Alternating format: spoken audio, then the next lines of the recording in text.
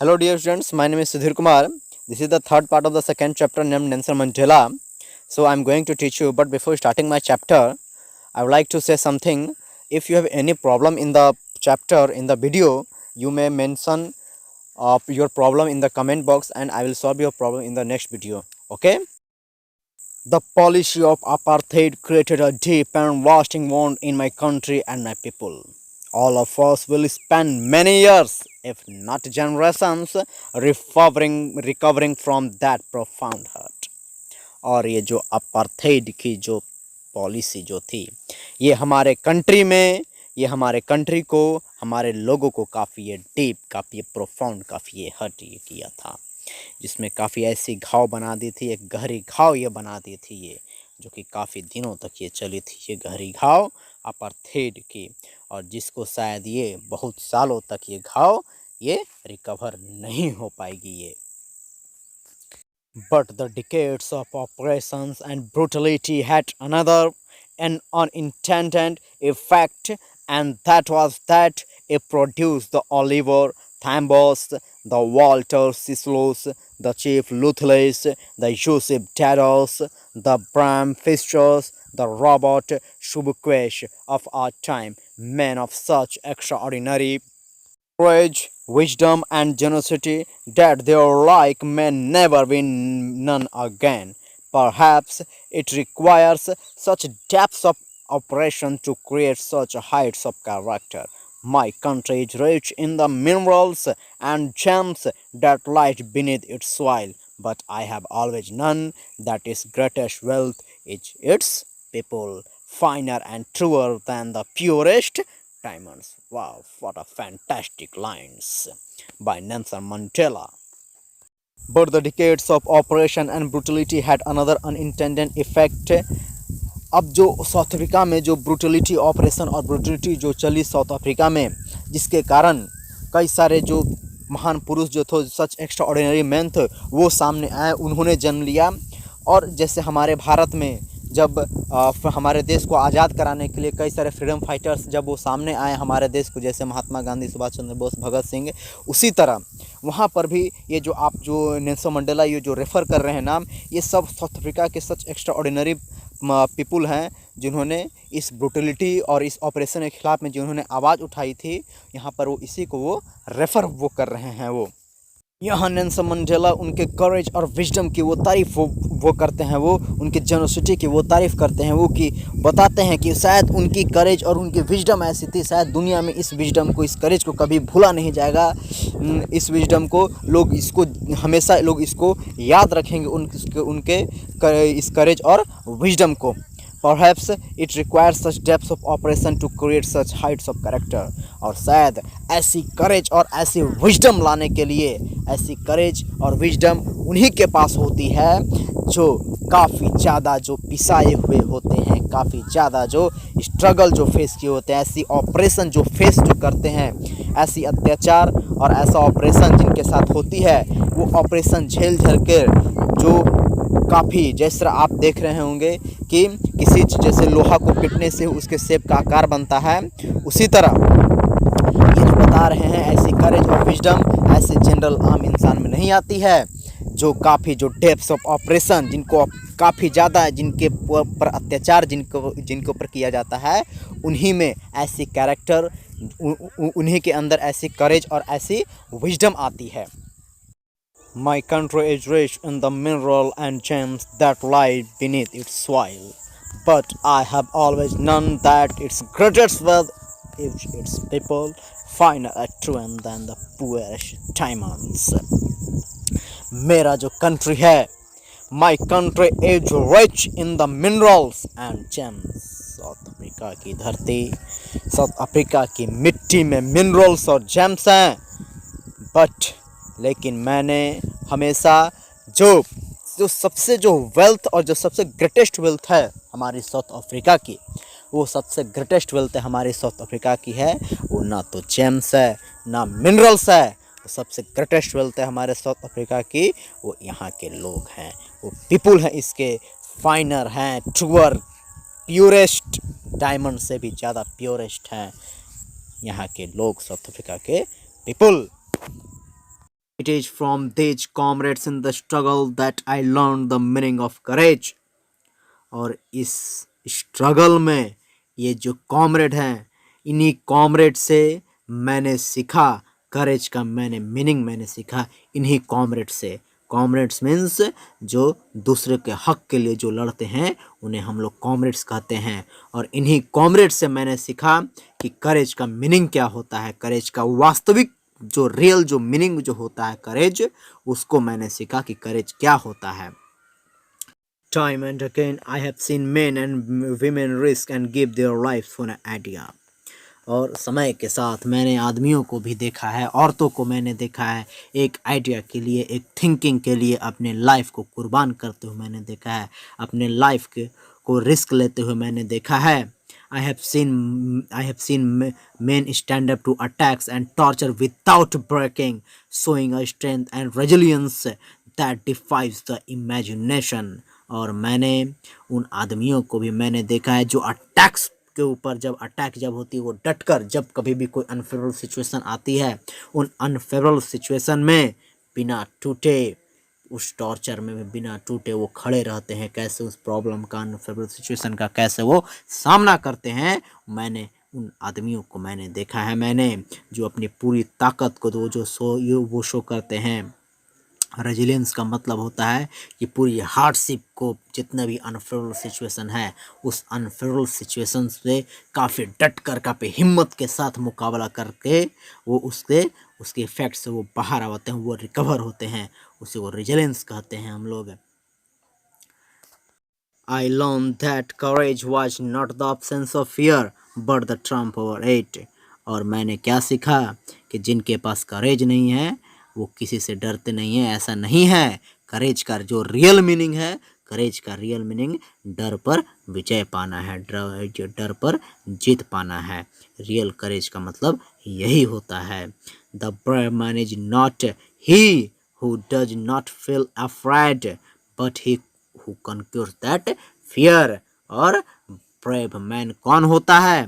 Brave man वो नहीं जो किसी से डरता नहीं हो, जो विजय पर जो जीत पाता है, जो उस पर कॉन्क्योर जो करता है, उसको अपने कब्जे में कर लेता है डर को, that person has courage। No one is born hating another person because of the color of his skin or his background or his religion। और इस दुनिया में कोई भी इंसान इसलिए नहीं जन्मा है कि कोई इंसान उससे उसके कलर के, स्किन के कारण उससे कोई नफ़रत करे, उसके बैकग्राउंड के कारण कोई उससे नफ़रत करे, उसके रिलीजन के कारण कोई उससे नफ़रत करे। ऐसा कोई इंसान इस दुनिया में जन्मा नहीं है और ऐसा कोई धर्म नहीं है। People must learn to hate, and if they can learn to hate, they can be taught to love.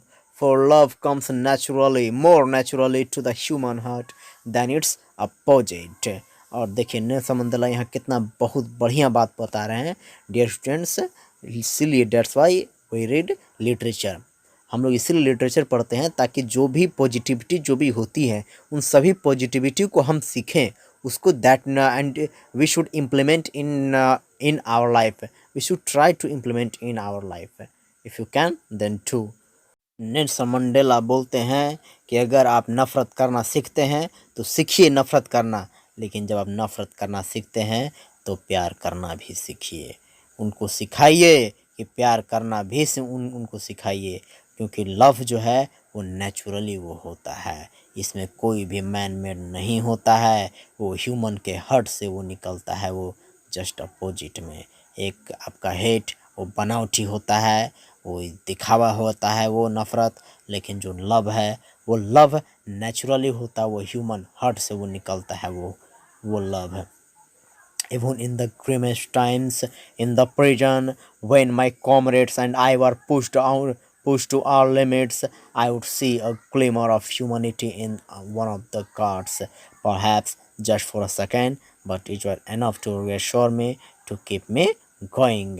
और जब मैं प्रिजन में था, वो जब ग्रिमेस्ट जो टाइम था, सबसे जो टफेस्ट जो टाइम था, ग्रिमेस्ट में टफेस्ट जो टाइम था जेल में, जब मैं जेल में था, जो माई कॉमरेड्स थे और जो मेरे कॉमरेड्स जो भी मेरे साथी जो थे और मैं जो था, वो हम लोग अपनी जब हम लोग पर काफ़ी ज़्यादा जब अत्याचार जब होते थे, और जब अत्याचार जब काफ़ी लिमिट से जब क्रॉस जब करने, ये जब लिमिट जब क्रॉस जब ये जब कर जाता था, तो हम लोग जो हैं, हम लोगों को एक ग्लिमर दिखाई देते, एक हम लोग को रोशनी दिखाई देती थी। वहीं पर जो गार्ड्स होते थे जो जेल में, उन्हीं एक गार्ड में से हम लोग को एक रोशनी एक हमें दिखाई देती कि भाई चलो इन बुरे लोगों में भी कोई एक इंसान एक अच्छा है। जैसे आप यूँ कह सकते हैं आप कि डूबते हुए तिनकों को सहारा, और जैसे उन लोगों की हौसला जब उन लोगों की आज ये जब टूटते थे कि चलो ये सब काम आप ये अब बंद कर देना चाहिए, तब उन लोग को एक थोड़ी सी चिंगारी उन लोग को दिखाई देती थी, एक रोशनी दिखाई देती, नहीं हम लोग ये कर सकते। तब उनको अपने मन में ये लगता था, तब वो रीअश्योर होते थे कि नहीं जो काम हम लोग कर रहे हैं उस काम को हम लोग करते रहेंगे हम लोग। Man's goodness is a flame, और जो आदमी का जो गुडनेस है वो एक फ्लेम की तरह, वो एक आग की तरह है, जो कभी वो छिप सकता है, वो दैट कैन बी हिडन, वो छिपाया जा सकता है, लेकिन कभी वो फ्लेम वो कभी बुझता नहीं है। वो बस इसी फ्लेम को पहचानने की ज़रूरत होती है हमें। In life, every man has twin obligations, obligations to his family, to his parents, to his wife and children, and he has an obligation to his people, his community, his country। और life में हर एक इंसान की twin obligations होती है, जो उसके जो ड्यूटी होते हैं, जिसको भी ऑब्लिगेशन जो होती है, उसको जो नैतिक जो कर्तव्य जो होते हैं, वो नैतिक कर्तव्य उसके अपने परिवार के प्रति होती है, अपने पेरेंट्स के प्रति होती है, अपने वाइफ के प्रति होती है, अपने बच्चों के प्रति होती है, और जो दूसरा ऑब्लिगेशन जो होता है उसके कंट्री के प्रति होती है, उसके लोगों के प्रति होती है, उसके कम्युनिटी के प्रति होती है। ये सब ये जो ट्विन ऑब्लिगेशन जो है वो हर किसी इंसान के लाइफ में ये चीज़ ये होती है। ये in a civil and human society, each man is able to fulfill those obligations according to his own inclination and abilities। और एक सिविल एंड ह्यूमन सोसाइटी में एक हर इंसान के लिए अपनी ऑब्लिगेशंस, उन ऑब्लिगेशंस को पूरा करना वो आसान रहता है उसके अपने इंक्लिनेशन और एबिलिटीज़ के अकॉर्डिंग है। इंक्लिनेशन मीन्स होता है जो उसकी नेचुरल टेंडेंसी होती है, नेचुरल बिहेवियर होती है, उसके अकॉर्डिंग में अपने एबिलिटीज़ के अकॉर्डिंग के अनुसार वो उन सभी अपनी ऑब्लिगेशंस को वो पूरा कर सकता है, जो नेल्सन मंडेला ने आपको पीछे आपको बताया है। लेकिन साउथ अफ्रीका जैसे कंट्री में, वो बता रहे हैं कि साउथ अफ्रीका जैसे कंट्री में ये बिल्कुल it was almost impossible for a man of my birth and colour to fulfil both of those obligations. ये ऑलमोस्ट किसी भी इंसान के लिए इम्पॉसिबल था। अब ये इम्पॉसिबल क्यों था? क्योंकि उस समय उनको इतनी ज़्यादा उनको रेस्ट्रिक्शंस उनको हुआ करती थी, इसीलिए उन सभी ऑब्लिगेशंस को फुलफिल करने के लिए वो ये साउथ अफ्रीका में ये इम्पॉसिबल था। ये in South Africa a man of colour who attempted to live as a simple as a human being was punished and isolated. अब देखिए वो साउथ अफ्रीका में क्या था, अ मैन ऑफ कलर, मतलब कि जो भी ब्लैक कलर के जो लोग थे वो एक सिंपल एक जो लाइफ जो रहना चाहते थे, एक ह्यूमन बींग की तरह जो रहना चाहते थे, उससे पनिश्ड उससे किया जाता और उससे आइसोलेट उसे कर दिया, तो उससे अलग थलग उसे कर दिया जाता था। In South Africa, a man who tried to fulfill his duty to his people was inevitably ripped from his family and his home and was forced to live a life apart, a twilight existence of secrecy and rebellion। और south Africa में अब क्या होता था कि कोई भी इंसान अगर वो अपनी ड्यूटी को फुलफिल करने की वो कोशिश वो करता था, अपने लोगों की वो भलाई वो करना चाहता था, तो उसे क्या कहते, तो उसे अनएवॉइडेबली उसे कर दिया जाता, अपने परिवार से उसे अलग थलग उसे कर दिया जाता था, उसके घर को उसके लोग को अलग थलग कर दिया जाता था, और उससे एक अलग ज़िंदगी उसे जीने के लिए उसे मजबूर उसे किया जाता था। और ट्विलाइट एग्जिस्टेंस ऑफ सेक्रेसी, और उसे जेल में भी उसे डाल दिया था, उसे गुप्त रूप से उसे जेल में उसे रखा उसे जाता था। I didn't in the beginning choose to place my people above my family, but in attempting to serve my people, I found that I was prevented from fulfilling my obligations as a son, as a brother, as a father, and a husband। Beginning के दिनों में ये Nelson Mandela अपने family को ज़्यादा वो priority वो देते थे, लेकिन जब उन्होंने सर्व करना जब लोगों को उन्होंने चालू किया, तो उन्होंने क्या देखा कि उन्हें ऐसा फील हुआ कि वो अपने जो as a son, as a brother, father और एज अ हस्बैंड वो अपने ऑब्लिगेशंस को वो पूरा वो नहीं कर पा रहे हैं, वो लोगों के प्रति उनकी ज़्यादा वो समय वो चला जा रही है, वो लोगों के बीच वो ज़्यादा वो समय दे रहे हैं, लेकिन जो उनके अपने परिवार के प्रति है, वो अपने परिवार के प्रति वो अपनी ऑब्लिगेशंस को पूरा वो नहीं वो कर पा रहे हैं। I was not born with the hunger to be free. Nelson Mandela का जो जन्म है, उनका नेल्सन मंडेला का जन्म वो आज़ाद रहने के लिए हुआ था, वो आज़ाद के वो भूखे नहीं थे। I was born free, free in every way that I could know. और वो फ्री रहना चाहते थे, उनका जन्म फ्री होने के लिए हुआ था। वो जैसा जहाँ तक वो जान से, जहाँ तक उनका दिमाग, उनका इमेजिनेशन जहाँ तक वो जा सकता था, वहाँ तक वो फ्री वो रहना चाहते थे। वो जिस तरह कोई बच्चा जन्म लेता है और जन्म लेने के बाद वो फ्री रहना चाहता है, उसे दुनियादारी से कोई मतलब नहीं रहती है, वो जो चाहे वह वो कर सकता है, जो सोचे वो ये कर सकता है, इस चीज़ की पूरी सी छूट उसको मिलती है।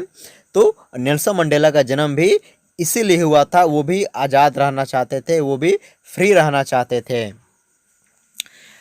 अब देखिए वो नेल्सन मंडेला अब क्या बता रहे हैं कि वो फ्री वो कैसे वो रहते थे। वो बचपन के दिनों में free to run in the fields near my mother's hut, और जो उनकी माँ के घर के बगल में जो खेत थे उसमें वो दौड़ते थे वो freely.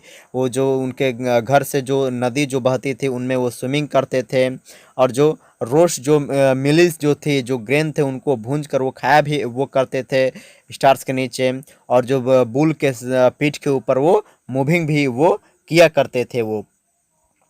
As long as I obeyed my fathers and abided by the custom of my tribe, I was not troubled by the laws of man और गॉड। अब नेल्सन मंडेला यहाँ बताते हैं कि वो अपने पिता के आज्ञा का वो पालन करते थे, उनके जो ट्राइब के जो कस्टम थे, उनके कस्टम के रूल को वो फॉलो करते थे वो। और ये चीज़ करने में उनको कोई भी ट्रबल उनको नहीं होती थी। वो मैन और गॉड के वो लॉ को फॉलो करने में उनको कोई भी किसी भी तरह का वो प्रॉब्लम उनको नहीं होती थी। कस्टम का मतलब जो रीति रिवाज होता है, वो रीति रिवाज के बारे में वो बताया जा रहा है। जो ट्राइब के जो रीति रिवाज जो होते हैं, जो सिस्टम होता है, उसी चीज़ के बारे में नेल्सन मंडेला बता रहे हैं।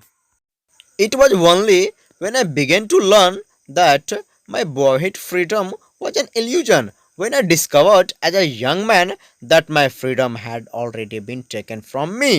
और मैंने फिर क्या देखा कि जैसे ही मैं बड़ा होने लगा तो मुझे देखने लगा, मेरे बॉयहुड में मेरा फ्रीडम जो था, बचपन के मेरा बॉयहुड का जो फ्रीडम जो मेरा था, वो एक इल्यूजन था। वो एक जैसे मानो कि वो सच्चाई नहीं थी, वो एक धोखा था। वो एक when I discovered as a young man, जब मैं बड़ा हुआ, और बड़ा होने के बाद मैंने क्या पाया कि मेरा जो फ्रीडम है, वो मेरा फ्रीडम मुझसे छीना जा रहा है, मेरा फ्रीडम को कोई मुझसे छीन रहा है।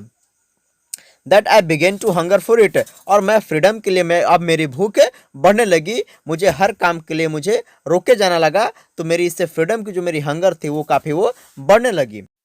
Eight first as a student I wanted freedom only for myself. अब जब मैं स्टूडेंट था तो उस समय मैं अपने आप के लिए मैं फ्रीडम मैं चाहता था कि मैं केवल अपने आप के लिए मैं सोचता था। The transitive freedom of being able to stay out at night. Transitive means होता है नॉट परमानेंट, मीन्स ऐसा चीज़ जो परमानेंट जो नहीं थी। उसी तरह नेल्सन मंडेला की जो फ्रीडम थी वो भी परमानेंट नहीं थी। जैसे वो रात को वो बाहर नहीं जा सकते हैं, वो जो चाहे वो पढ़ नहीं सकते हैं, जो चाहे वो जिससे उनको खुशी मिले वो काम वो कर नहीं सकते हैं, जहाँ उनकी मन हो वो वहाँ वो जा नहीं सकते हैं।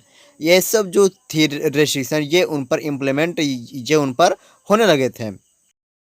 Letter as a young man in Johannesburg, अब वो एक जोहानिसबर्ग की वो घटना बताते हैं।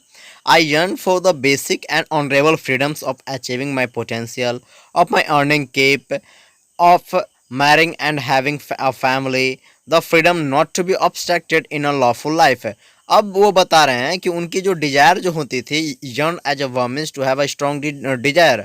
तो अब उनकी जो स्ट्रॉन्ग वो डिजायर होती थी, वो किस चीज़ की ये डिजायर होती थी, तो बेसिक एंड ऑनरेबल फ्रीडम्स की, जो काफ़ी मान सम्मान की जो आज़ादी जो होती है, वो उन चीज़ को अचीव करने की उनकी उस चीज़ की उनकी डिजायर उनकी होती थी। Of earning my keep, of marrying and having a family, the freedoms not to be obstructed in a lawful life. मतलब कि एक लॉफुल लाइफ में किसी भी प्रकार का कोई रेस्ट्रिक्शन से कोई भी किसी प्रकार कोई ऑब्स्टेकल्स वो नहीं होना चाहिए। इस चीज़ की उनकी डिजायर थी उनकी। But then I slowly saw that not only was I not free, but my brothers and sister were not free. मैंने धीरे धीरे मैंने क्या देखा कि केवल मैं ही फ्री नहीं, मेरे जो भाई हैं, मेरे जो बहनें हैं, वो भी फ्री नहीं थे। उनको भी बांध कर रखा जाने लगा, उन पर भी कई सारे रेस्ट्रिक्शंस होने लगे। आई saw that it was not just my freedom that was कटेल। ये केवल मेरी ही आज़ादी को मेरे कटेल ये नहीं किया ये जा रहा था, मेरी ही आज़ादी को मुझसे छीना नहीं जा रहा था, लेकिन मैंने क्या देखा, जितने भी सभी एवरीवन की जो फ्रीडम है, सभी की जो आज़ादी है, उन सभी की आज़ादी को कटेल किया जा रहा था। जिनकी थिंकिंग, जिनकी सोच मेरी जैसी थी, जैसा मैं सोचता था वो भी वैसा ही सोचे थे, उन सभी की आज़ादी को, उन सभी की फ्रीडम को कटेल किया जाता था। That is when I join the African national Congress. और यही जो रीजन था जब मैंने अफ्रीकन नेशनल कांग्रेस पार्टी को जब मैंने ज्वाइन किया। And that is when the hunger of my on freedom became the greater hunger for the freedom of my people. अब जो था African national Congress party join करने के बाद, अब जो मेरा हंगर था फ्रीडम की, जो मेरे हंगर थी, पहले मैं अपने आप के लिए मैं फ्रीडम मैं चाहता था। अब उसके बाद मेरा जो हंगर था, मेरा जो भूख थी, वो मेरा बढ़ गई। अब मुझे अपने आप के अलावा मुझे पूरे साउथ अफ्रीका के लोगों की, मुझे फ्रीडम की मुझे चिंता होने लगी। उसके बारे में मैं सोचने लगा, मैं उन सभी के फ्रीडम के बारे में मैं सोचने लगा कि उनको भी मैं मुझे आज़ादी दिलाकर मुझे रहनी है। It was this desire for the freedom of my people to live their life with dignity and self-respect that animated my life, that transformed a frightened man into a bold one, that drove a law-abiding attorney to become a criminal, that turned a family-loving husband into a man without a home, that forced a life-loving man to live like a monk. Nelson Mandela यहाँ पर ये बताते हैं कि south Africa के लोगों की जो फ्रीडम जो थी वो पूरी सेल्फ रिस्पेक्ट और डिग्निटी के साथ थी, जो ये जिन्होंने मेरी लाइफ को पूरी तरह से एनर्जेटिक बना के रख दिया था। जो पहले मैं एक फ्राइटेंड मैन ये मैं हुआ करता था, बाद में मैं एक बोल्ड मैं बन गया। उनको आज़ादी दिलाने के चक्कर में, उनको आज़ादी दिलाने में मैंने स्ट्रगल मैंने किया, उनको आज़ादी ये दिलाने की, मैं एक बोल्ड मैं बन गया। और जो मैं एक लॉ अबाइडिंग जो मैं था, उसके बाद लॉ अबाइडिंग के बाद मैं एक क्रिमिनल ये मैं बन गया। और एक मैं फैमिली लविंग था, जो कि फैमिली लविंग के बाद मैंने अपना घर तक मैंने छोड़ दिया साउथ अफ्रीका के लोगों को आज़ादी दिलाने के लिए। और मैं फिर एक सन्यासी की जैसा फिर मैं रहने लगा। I am no more virtuous और self sacrificing than the next one. मैं ये नहीं कह रहा हूँ कि मैं बहुत वर्चुअस हूँ, मैं बहुत सेल्फ सेक्रीफाइसिंग हूँ, मैं त्याग करता हूँ। बट आई फाउंड, लेकिन मुझे क्या लगता है, that I couldn't even enjoy the poor and limited freedoms I was allowed when I knew my people were not free. Nelson Mandela यहाँ ये बताते हैं कि वो कभी वो खुश नहीं रह सकते हैं, वो कभी इंजॉय नहीं कर सकते हैं जब उनके लोग ही, जब वो फ्री नहीं हो, उनके लोग गुलाम हो, उनके लोगों पर अत्याचार हो रहे हो, तो वो कभी लाइफ को कभी वो इंजॉय वो नहीं कर सकते हैं, वो कभी आज़ादी को कभी वो इंजॉय नहीं कर सकते हैं। वो फ्रीडम इज इंडिविजुअल, फ्रीडम जो होता है वो इंडिविजुअल होता है। The change on any one of my people were the change on all of them. यदि मेरे किसी भी लोग पर यदि कोई रेस्ट्रिक्शन है, यदि कोई पाबंदी है, तो इसका मतलब है कि वो पाबंदी मेरे ऊपर भी है, मेरे साउथ अफ्रीका के लोगों पर भी वो पाबंदी है। The change on all of my people were the change on me. और जो मेरे लोगों पर जो चेंज हैं, जो मेरे लोगों पर जो पाबंदी है, जो रिस्ट्रिक्शन है, वो मेरे ऊपर भी जो चेंज, वो मेरे ऊपर भी ये पाबंदी है। I knew that the oppressor must be liberated just as surely as the oppressed. अब वो बताते हैं, नेल्सन मंडेला यहाँ बताते हैं कि जो ऑपरेसर यानी कि जो वाइट पीपल, तो यहाँ पर ऑपरेसर कौन, जो ऑपरेस जो करते थे, जो ब्लैक को लोगों को जो ऑपरेस जो करते थे, जो उसको सताते थे, तो उनको भी लिबर्टी देनी चाहिए, उनको भी फ्रीडम देनी चाहिए। A man who takes away another man's freedom is a prisoner of hatred. और यहाँ नेल्सन मंडेला यहाँ पर ये बता रहे हैं कि कोई भी इंसान यदि किसी की आज़ादी वो छीनता है तो वह एक कैदी है, नफरत का वो एक कैदी है। he is locked behind the bars of prejudice and narrow mindedness, और वह क्या हुआ, एक लॉक्ड है। प्रिजुडाइस जो होता है, प्रिजुडाइस जिसको बिना किसी रीजन से जब आप किसी को नफरत करते हैं, बिना किसी कारण जब आप किसी से नफरत करते हैं, वो प्रिजुडाइस होता है। तो वो एक वही बताते हुए ऐसे लोगों को, वो एक प्रिजुडाइस वो बताते हैं कि, और वो नैरो माइंडेडनेस वो बताते हैं कि ऐसे लोग एक नैरो, ऐसे लोगों का दिमाग एक काफ़ी नैरो माइंडेडनेस होता है, जो प्रिजुडाइस को जो लोग फॉलो करते हैं। आई am not truly free if I am taking away someone else freedom, और मैं पूरी तरह से मैं फ्री नहीं हूँ, मैं पूरी तरह से मैं आज़ाद नहीं हूँ। यदि मैं किसी की आज़ादी में छीनता हूँ तो मैं कभी मैं आज़ाद नहीं हूँ, मैं पूरी तरह से मैं आज़ाद नहीं हूँ। Just as surely as I am not free when my freedom is taken from me, और मैं उतना भी मैं फ्री नहीं हूँ जब मेरी आज़ादी मुझसे, जब मेरी आज़ादी छीनी जा रही है। The oppressed and the oppressor alike are robbed of their humanity। Nelson Mandela यहाँ बताते हैं कि जो ऑपरेसर हैं और जो ऑपरेस्ड हैं, यानी एक पाबंदी डालने वाला, दूसरा पाबंदी सहने वाला, दोनों को दोनों एक ही नाव पर सवार हैं, दोनों को दोनों सेम हैं, वो यहाँ पर ये बताते हैं वो।